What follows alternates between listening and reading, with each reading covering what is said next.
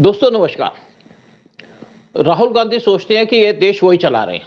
राहुल गांधी सोचते हैं वो इस देश के युवराज हैं। राहुल गांधी ये सोचते हैं देश उनको बिलोंग करता है। जिस आदमी की ना जात का पता, ना उसके पात का पता, ना पता कि वो हिंदू है कि मुसलमान है कि क्रिश्चियन है या पारसी है, वो कभी हिंदू को गाली देता है, कभी देश को गाली देता है। लेकिन इस आदमी को एक्सपोज करना बहुत जरूरी है। उसको लगता है कि उसके पूर्वजों ने बड़ा अच्छा काम किया, उसके जो पूर्वजों ने काम किया उसका चिट्ठा हम खोलेंगे। राहुल गांधी का भी खोलेंगे, नेहरू का भी खोलेंगे, इंदिरा गांधी का भी खोलेंगे, राजीव गांधी का भी खोलेंगे और सोनिया गांधी का भी। तो इसी पर चर्चा करने में मेरे साथ बैठे उदय शंकर पांडे जी। लेकिन मैं पहले छोटी सी बात बता दूं कि जिस तरीके से देश को कांग्रेस ने डिस्ट्रॉय किया किसी ने नहीं किया। और आज अगर देश आगे बढ़ रहा है तो उसके अंदर जो मेन कंट्रीब्यूशन है वो है पीएम मोदी का।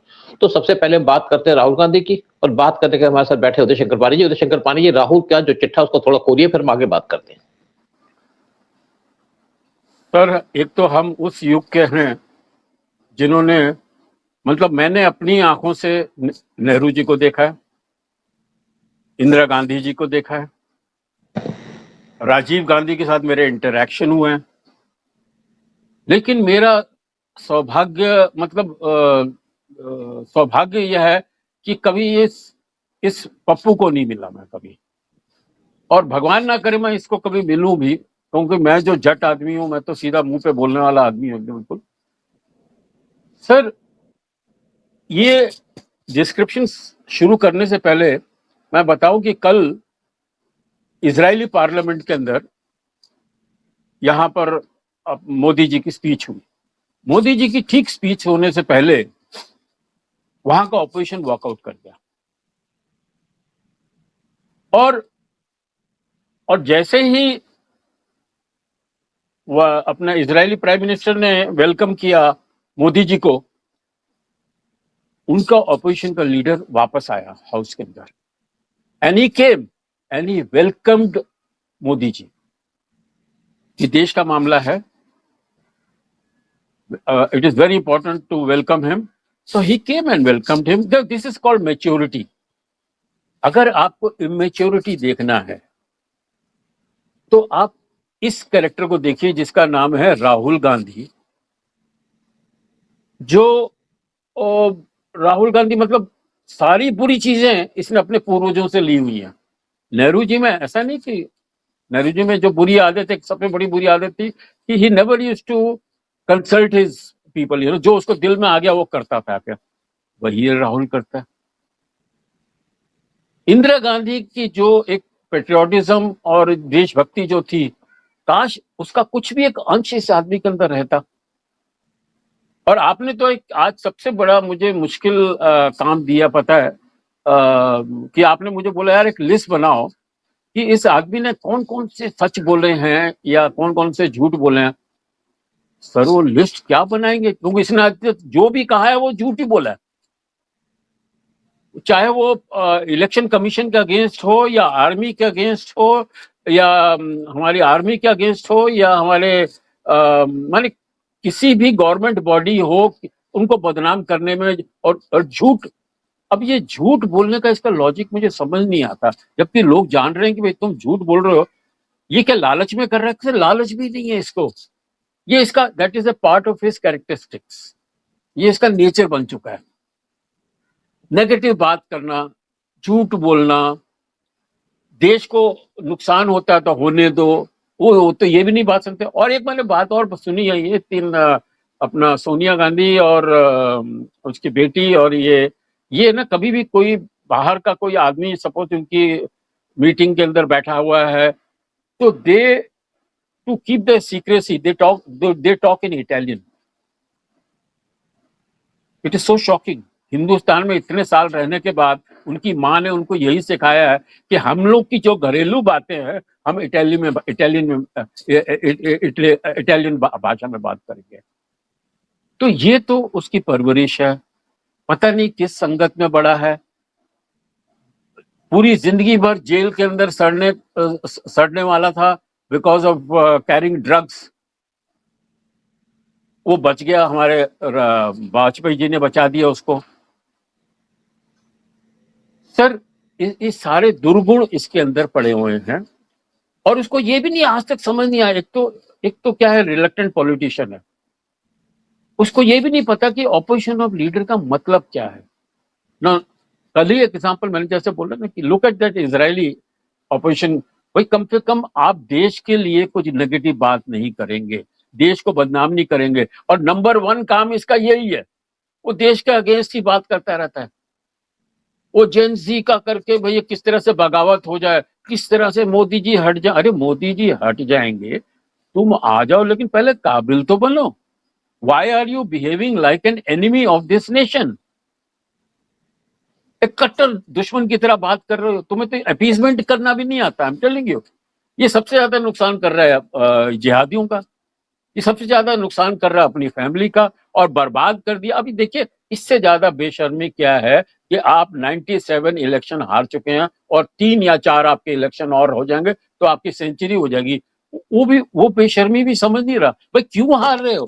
क्यों आपने कांग्रेस का पत्ता साफ करवा दिया? किस उम्मीद से आप बैठे हो? और वो देश का नाम खराब कर रहा है, अपनी फैमिली को तो बर्बाद किया ही, कांग्रेस को भी बर्बाद कर रहा है। एंड आई थिंक ये अपने जो इसके ये बियॉन्ड रिपेयरमेंट है सर, ये सुधरेगा नहीं, ये सुधरेगा नहीं। इस आदमी को अंदर कर देना चाहिए, लेकिन मोदी जी का इंस्ट्रक्शन है कि भैया इसको अंदर मत करो। तुम्हें जीते जी ये जो जितना हमारा फेवर कर रहा है, वो अगर जेल के अंदर जाएगा तो उसका फायदा होगा, उसको पब्लिक सिंपैथी मिलेगी। So that is a standing instruction कि भाई इस आदमी को जेल नहीं होनी चाहिए। But anyway, I think as the agent of BJP, he is doing a superb job. As the agent of supporting Modi ji, he is doing a very good job. तो जैसा है करने तो सर, इसको कोई सीरियसली नहीं ले रहा। I don't think even if he wants to harm the country, he cannot harm the country. I'm telling you. बिल्कुल ठीक बात है, बिल्कुल हार्म नहीं करेगा, लेकिन एक्चुअली इसकी इंटेंशन खराब करने की है, लेकिन ये हार्म नहीं कर पा रहा क्योंकि इसके अंदर वो जहर जो है ना, वो किसी को डस नहीं रहा। चलो आज बात करते हैं राहुल गांधी की। राहुल गांधी को Z+ सिक्योरिटी मिली हुई है और पिछले 10 साल से राहुल गांधी कम से कम 200 फॉरेन विजिट कर चुका है। जब आपको Z+ सिक्योरिटी मिलती है तो आपको गवर्नमेंट को बताना चाहिए, बगैर बताए गवर्नमेंट से चला जाता है, और कोई हादसा हो गया तो गवर्नमेंट को ब्लेम करेगा। फिर हम बात करते हैं 2008 में। 2008 में राहुल गांधी चले गए थे चाइना और वहां जाके सीक्रेट डील की उनके साथ, और सीक्रेट डील करने के बाद, और यहाँ सोनिया गांधी भी साथ खड़ी थी, और उन्होंने कहा जी ये कोई डील थी पार्टी टू पार्टी। वहां पे जी जिनपिंग खड़े थे जो वाइस प्रेसिडेंट थे उस टाइम पे चाइना के, तो उस टाइम पे डील की जा रही थी, मतलब कि आपने देश को बेचने का वहां पे प्रोग्राम बना लिया था। और इसीलिए कहा जाता है कि राहुल गांधी चाइना के एजेंट है।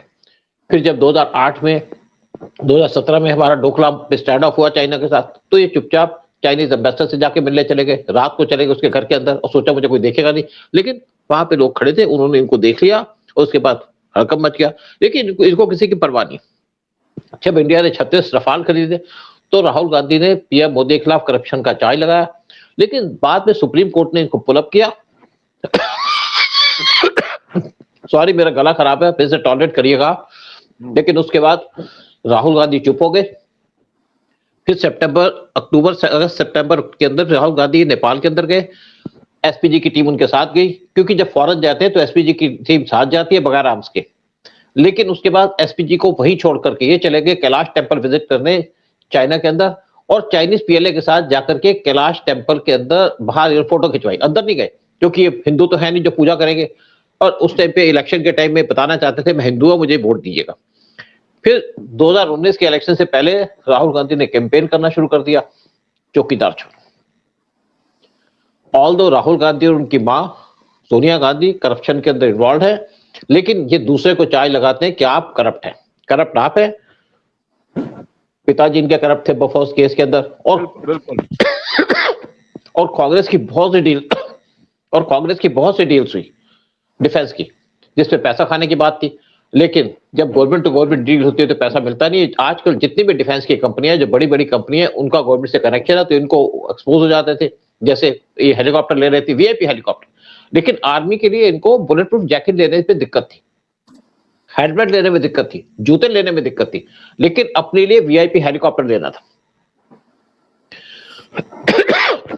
फिर आपने इसकी स्टेटमेंट देखी होगी, मैं इसको काट दूंगा जो खराब है। आपने इसकी स्टेटमेंट देखी होगी कि आलू से सोना निकाल देंगे।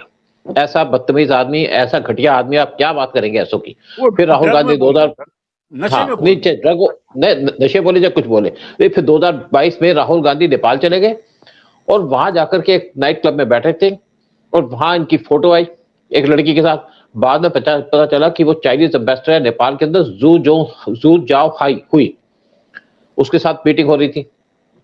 और साथ में राहुल गांधी रेगुलरली विजिट करते हैं बैंकॉक के अंदर। राहुल गांधी 2025 में कोलंबिया विजिट किए थे और वहां जाके डीप स्टेट की जो लेडी है उससे जाके मिलके आए। जब इंडिया के अंदर G20 की समिट हो रही थी तो राहुल गांधी ब्रिटेन चले गए और वहां पे कैंपेन करना शुरू कर दिया कि इंडिया के अंदर डेमोक्रेसी नहीं। जब मणिपुर की वायलेंस थी तो उस टाइम पे राहुल गांधी ने एक स्टेटमेंट आई कि मोदी जी क्यों नहीं वहां जाते, क्योंकि राहुल गांधी चाहता था कि मोदी वहां पे जाए।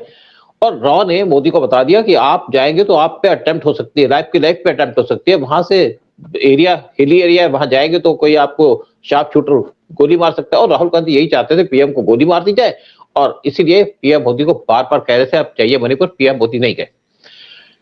फिर पीएम मोदी जब 2024 में यूएसए के अंदर गए थे फिर पीएम मोदी जब 2024 में यूएसए के अंदर गए थे तो राहुल गांधी पहले यूएसए के अंदर बैठे थे और इंडिया के खिलाफ कैंपेन कर रहे थे, इंडिया की डेमोक्रेसी को चैलेंज कर रहे थे। फिर इन लेट 2025 राहुल गांधी वियतनाम गए और ये कहा जाता है वहां पे वो डीप स्टेट के लोगों से मिले जो इंडिया को तोड़ना चाहते हैं, बर्बाद करना चाहते हैं। राहुल गांधी क्वेश्चन उठाते इंडिया के ऊपर जब बालाकोट स्ट्राइक हुई थी, ये नहीं कहा कि यहाँ पे 300 लोग मारे गए, उसके ऊपर क्वेश्चन उठाना शुरू कर दिया कि आप गिनती करके बताइए कैसे। लेकिन रॉ और एनटीआरओ ने पूरी इंफॉर्मेशन दी थी कि वहां से 300 लोग मारे गए। जब आर्टिकल 317 हटाया गया कश्मीर से तब भी उन्होंने क्वेश्चन किया आप इससे कैसे पीस जाओगे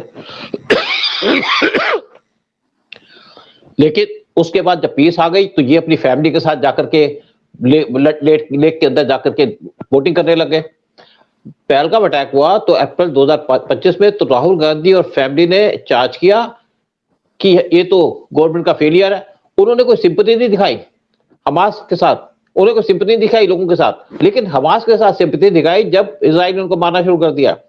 जब आपके टाइम में इतनी स्ट्राइक्स होती थी तो आप क्यों नहीं पूछते थे किससे कि किसने अटैक किया, तब तो आप चुपके से निकल जाते थे।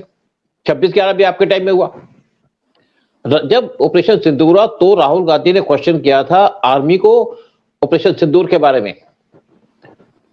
मतलब आप आर्मी को प्रेज नहीं कर सकते कि किस तरीके से हमारी आर्मी, हमारी डिफेंस फोर्सेस ने इंडिया को सेफगार्ड किया, लेकिन उस पर क्वेश्चन उठाने लग जाते हैं। अब बात करते हैं नेहरू की। 15 अगस्त 1946 को बंगाल के अंदर राइट्स होने शुरू हो गए क्योंकि जिन्ना ने कहा था कि यहाँ पे हिंदुओं को भगाओ, राइट्स करो। जब हिंदू पिट रहे थे तो कुछ नहीं हुआ। जब हिंदुओं ने मुसलमानों को मारना शुरू कर दिया तो गांधी जी जाके बैठ गए आपके बंगाल के अंदर और उनकी एक स्टेटमेंट आपको याद होगी कि अगर आपके गाल पे कोई एक थप्पड़ मारे तो दूसरा गाल आगे कर, तो वो जो स्टेटमेंट थी वो हिंदुओं के लिए थी क्योंकि मुसलमान आपके गाल पे थप्पड़ मारेगा तो आप सहते रहो, और यही चलता रहा। लेकिन उस टाइम पे गोपाल पाठा नाम का आदमी आ गया जिससे हिंदुओं को बचाया और बहुत से मुसलमानों को मारा।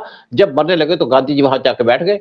आपने तो गांधी पिक्चर देखी है, उसके अंदर तो गोपाल पाठा का सीन भी है उदय जी।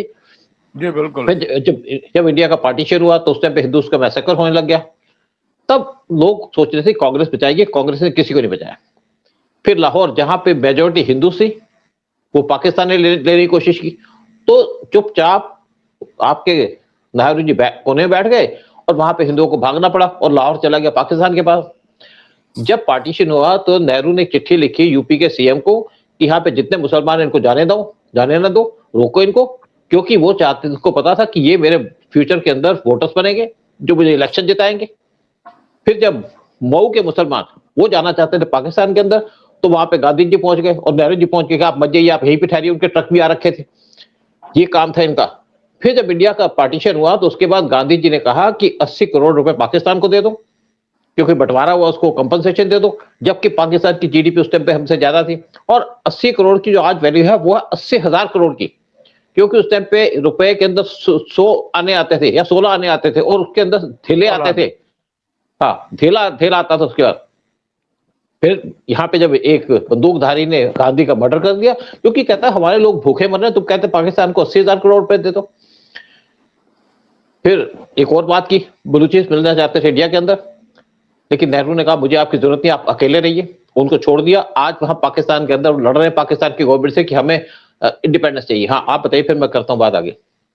सर ये जो टॉपिक है सूद साहब, इसके ऊपर तो मुझे लगता है 10 प्रोग्राम भी बनाए कमती है। इनके जो कारनामे हैं, इनकी जो करतूतें हैं, किस तरह से चाइना से धोखा हार दिलवाने के पूरी उसकी रिस्पॉन्सिबिलिटी थी नेहरू जी की। किस तरह से यूएन के अंदर हम लोगों को मिल रही थी seat in the security council, वो विड्रॉ कर कहते जी नहीं चाइना को ले लो। अब क्या करें उदय, आप चाइना को इसके अगर उदय मैं इसके ऊपर पूरा बना के रखा है, फिर वो भी आगे चीज में आएगी, क्योंकि मैंने पूरी की पूरी लिस्ट बनाई है।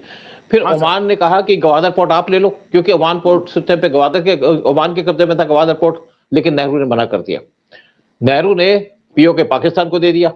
जब हमारी फोर्सेस वहां लड़ रही थी पीओके लेने के लिए, तो नेहरू चले गए यूएन के अंदर। अगर नेहरू यूएन के अंदर नहीं जाते तो पीओके का इशू सॉल्व किया जाता। फिर नेहरू ने गिलगिट बाल्टिस्तान पाकिस्तान को दे दिया, कोई प्रोटेस्ट नहीं किया। ये बहुत बड़ी चीज थी। अगर हमारे पास पीओके गिलगिट बाल्टिस्तान होता तो पाकिस्तान आज हमारे खिलाफ मिलिटेंट एक्टिविटी नहीं कर पाता। फिर 2 हिल्स जो पार्ट थे मणिपुर के, नेहरू ने उनको दान में दे दिया मणिपुर को। नेहरू ने कोको आइलैंड जो म्यांमार के पास थी, म्यांमार के क्लोज थी, उसको भी दे दिया म्यांमार को कि आप रखो, आपके पास है तो आप रखो इसको। और बाद में म्यांमार ने वही आइलैंड दे दी चाइना को, जहां पे चाइना ने अपने टेक्निकल स्टेशन बनाया हुआ जहां पे चाइना ने अपने टेक्निकल स्टेशन खोला हुआ, और वहां से वो अंडमान निकोबार के ऊपर, इंडिया के ऊपर वाच रखता है। नेहरू ने डेलिबरेटली को प्रोटेस्ट नहीं किया जब तिब्बत के ऊपर चाइना ने कंट्रोल करना शुरू कर दिया। नेहरू चुप बैठे, नेहरू कहा कि मैं चाइना को खुश करूंगा तो चाइना मेरा दोस्त रहेगा। फिर जैसे आप कह रहे थे कि चाइना, इंडिया को परमानेंट सीट ऑफर की गई यूएन के द्वारा, लेकिन नेहरू का मुझे ही चाहिए, अब चाइना को दे दो। और अगर आज इंडिया के पास परमानेंट सीट होती या परमानेंट मेंबर होता यूएन का, तो इंडिया के ऊपर बहुत सारी पावर होती है इंडिया के पास, इंडिया बहुत कुछ अचीव कर सकता था, लेकिन वो चाइना को दे दी। फिर नेहरू ने 1959 में कहा कि आर्मी की हमें कोई जरूरत नहीं है, हमारे लिए तो पुलिस बहुत है। और आज राहुल गांधी वही बात कर रहे हैं कि फार्मर्स हमारे बॉर्डर को डिफेंड करें। मतलब नेहरू और राहुल गांधी में कैसी, आप देखिए कैसी केमिस्ट्री दोनों के बीच में। फिर 1959 में इंडिया की जो आर्मी का बजट था उसको रिड्यूस कर दिया गया 25 करोड़ से। और आप जैसे उस टाइम पे 25 करोड़ का मतलब है कि आज 25,000 करोड़ होगा, उससे भी ज्यादा होगा। तो उसके बाद चाइना ने इंडिया पे अटैक कर दिया 1962 के अंदर, जिसको चाइना कहता था हिंदी चीनी भाई भाई, उसने अटैक कर दिया। और जो हमारे सोल्जर थे उनके पास 10-10 गोलियां थी, और साथ में जो हमारे आर्मी के लोग थे उनको उसी टाइम भेजा गया जब लड़ाई हुई, क्योंकि उससे पहले उनको भेजा ही नहीं गया। इनके पास अंगोला शर्ट दी गई थी, क्योंकि वहां बहुत कोल्ड वेदर होता है, -40 डिग्री तक वेदर चला जाता है अरुणाचल प्रदेश और आपके लेह लद्दाख के अंदर। अंगोला शर्ट पहन के लड़ते रहे और बगैर गोलियों के लड़ते रहे, उनको ना खाना पिला मिला ना कुछ मिला। सारी की सारी गलती थी नेहरू की। फिर जब अक्साई चीन चाइना ने कब्जा कर लिया, तो नेहरू का यहाँ तो 38,000 स्क्वायर किलोमीटर का एरिया था। नेहरू का यहाँ तो घास भी नहीं उगती। तो लोगों ने कहा भाई आपके सिर पे बाल निकलते तो क्या आपके बाल को काट, आपके सिर को काट दें। ये थी नेहरू की ताकत। फिर 1960 में जब अयूब खान बने पाकिस्तान के प्रेसिडेंट, तो नेहरू को डर लग गया कि ये तो आर्मी का लोग है, मेरे पे अटैक कर देगा। तो नेहरू ने उसको दे दिया इंडस वाटर ट्रीटी, जिसके अंदर 80% पानी दे दिया पाकिस्तान को, 20% रह गया इंडिया के पास, जिससे आज पीएम मोदी डील कर रहे हैं। और उसके बाद उसने कुछ साल के बाद इंडिया पे अटैक कर दिया रहने के 1965 में। फिर जब इंदिरा गांधी पावर में आई और पाकिस्तान के 2 टुकड़े हो गए, बहुत बड़ी अचीवमेंट थी इंदिरा गांधी की। लेकिन आज लोग क्वेश्चन उठाने लग गए, और क्वेश्चन इसलिए उठा रहे हैं कि राहुल गांधी की वजह से, कि आपने जब 93,000 सोल्जर्स को छोड़ दिया तो आपने बदले में क्या लिया? बदले में तो कुछ नहीं लिया आपने। और मैं इंदिरा गांधी को गलत नहीं समझता, लेकिन जिस तरीके से राहुल गांधी आज ऐसी बातें कर रहे हैं तो लोग क्वेश्चन तो उठाएंगे। और फिर एक आइलैंड थी कच्चीचीव, उसे श्रीलंका को दे दिया। तो अब उसके बाद जब मनमोहन सिंह आए पावर के अंदर, तो उन्होंने 2005 में डिसाइड किया कि हम 2006 में डिसाइड किया कि हम सियाचिन को पाकिस्तान को दे देंगे। जिस सियाचिन को कंट्रोल करने के लिए इंदिरा गांधी ने जोर लगाया था और राह ने बहुत ज्यादा मेहनत की थी, हमारी आर्मी वहां पे बैठी थी, और मनमोहन सिंह कहते इसको दे दूंगा। उस टाइम पे जब आर्मी की जेब से उन्होंने प्रोटेस्ट किया तो रुक गए। फिर 2012 में मनमोहन सिंह ने फिर कहा कि हम सियाचिन पाकिस्तान को दे देंगे, लेकिन उस टाइम पे आर्मी ने स्टेटमेंट दे दी कि ये स्टेट हम होने नहीं देंगे। तो मनमोहन सिंह डर के मारे पीछे हट गए, उनको लगा कि आर्मी में रिपोर्ट ना हो जाए। अगर सियाचिन चला जाता पाकिस्तान के पास तो लेह लद्दाख हम छीन नहीं सकते थे, उसको पूरा कंट्रोल कर लेते आपके चाइनीज, क्योंकि ये जो सारा सप्लाई का रास्ता है लेह लद्दाख का, वो सियाचिन से के पास से होके जाता है। उसके बाद 2012 में AK एंटनी जो हमारे डिफेंस मिनिस्टर थे, बड़े हंसते हुए उन्होंने पार्लियामेंट के अंदर कहा कि हम इंफ्रास्ट्रक्चर इसलिए नहीं बना रहे चाइना के बॉर्डर पे कि अगर हम बनाएंगे तो चाइना घुस जाएगा अंदर। आज हम वहां पे इंफ्रास्ट्रक्चर बना रहे हैं तो क्या चाइना घुस गया? क्या चाइना की हिम्मत हुई? जब चाइना ने घुसने की कोशिश की तो हमारी आर्मी खड़ी होगी। चाइना तभी घुसेगा जब अपनी आर्मी को डिमोरलाइज करेंगे। आप अगर हमारी आर्मी को बुलेट प्रूफ जैकेट नहीं देंगे, बुलेट प्रूफ वेस्ट नहीं देंगे, गर्म कपड़े नहीं देंगे, आपसे एमुनिशन नहीं देंगे, तो हमारी आर्मी किससे लड़ेगी? लेकिन बगैर वेपन्स की आर्मी लड़ी। और कहते हैं कि जब 1962 का वार था तो कई जगह तो हमारी आर्मी सिर्फ हाथों से लड़ी थी। ठीक है, हार गए, सब कुछ हो गया, लेकिन उन्होंने जान दे दी देश के लिए। फिर राजीव गांधी पावर में आए तो भोपाल के अंदर एक गैस कांड हो गया था जिसके अंदर हजारों लोग मारे गए।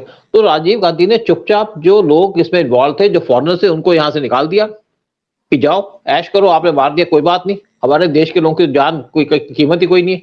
फिर राजीव गांधी ने LTT डिस्ट्रॉय कर दी, एक हिंदू ऑर्गेनाइजेशन जिसको इंदिरा गांधी ने रेस किया था, रॉ ने इसको रेस किया था, और उन्होंने पीस कीपिंग फोर्स भेजी श्रीलंका के अंदर। इंडियन आर्मी के 1500 कमांडो मारे गए। लेकिन राजीव गांधी को फर्क नहीं पड़ा, क्योंकि वो तो मजाक कर रहे थे, खेल रहे थे अपना। आर्मी उनके बाप की है, जैसे आज राहुल गांधी के बाप का सारा कुछ है। और उसके बाद चाइना ने 600 किलोमीटर की लैंड ग्रैब कर ली थी जब यूपी गवर्नमेंट थी यहाँ पे। किसी ने कोई आवाज नहीं उठाई, लेकिन कभी आज आवाज उठाते हैं कि एक उसने हमारा विलेज ले लिया। जो विलेज उन्होंने लिया था 1960 में, उसको आज क्लेम करते हैं कि वो चाइना ने लिया था जब यहाँ पे मोदी की गवर्नमेंट थी, जबकि उस विलेज को इन्होंने लिया था 1960 के अंदर। फिर आप सोनिया गांधी की बात कर लीजिएगा।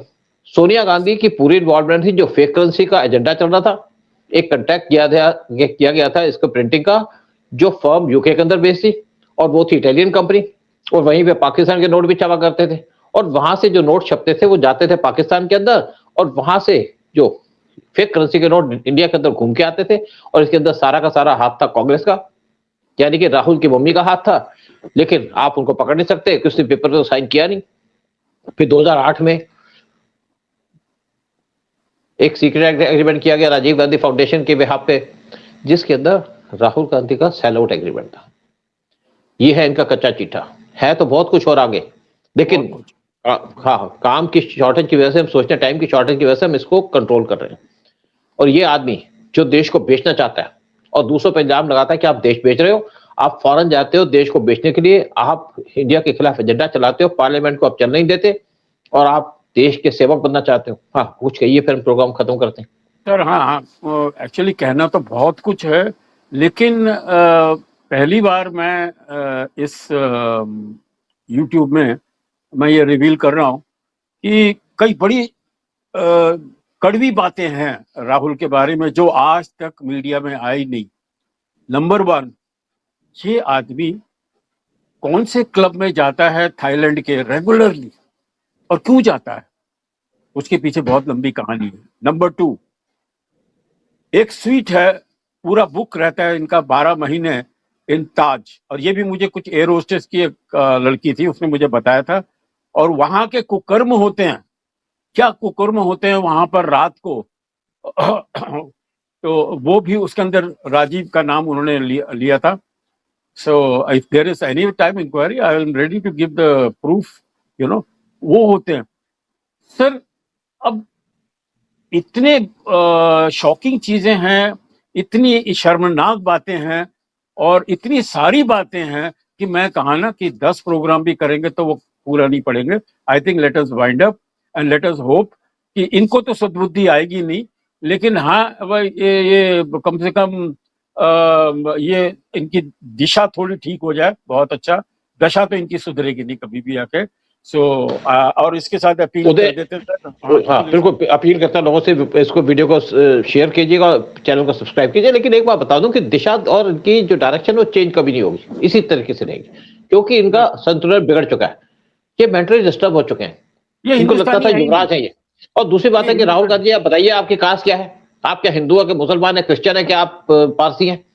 और आज भी मां के साथ इटालियन में बात करते हो, हाँ, विदेशी भाषा में बात करते हो आप। उधर एक और बात है, नेहरू चलो हो गया, इंदिरा गांधी थी तो इंदिरा गांधी की तो शादी एक मुसलमान से हुई थी, पारसी से हुई थी, तो इंदिरा गांधी अपना नाम खान के लिए लगाया, आगे लगाना चाहिए था।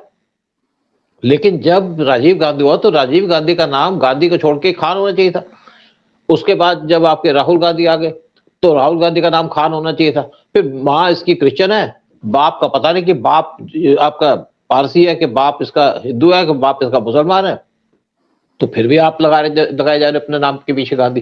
फिर प्रियंका वाड्रा, उसकी शादी हो गई एक वाड्रा से, तो आप फिर भी गांधी बने हुए, और उसके जो बेटे हुए हैं उसको भी गांधी लगा दिया। भाई क्या चाल चल रही है देश के अंदर, क्या खेल चला रहे हैं? हाँ, गंदी पॉलिटिक्स, गंदे पॉलिटिक्स मतलब क्या है कि आप गंद में घुल चुके हो, आप झूठे हो, बेईमान हो, इससे ज्यादा मैं क्या कहूं। ठीक है, प्रोग्राम ये खत्म करते हैं। जय हिंद, जय भारत। जय हिंद, जय भारत, वंदे मातरम।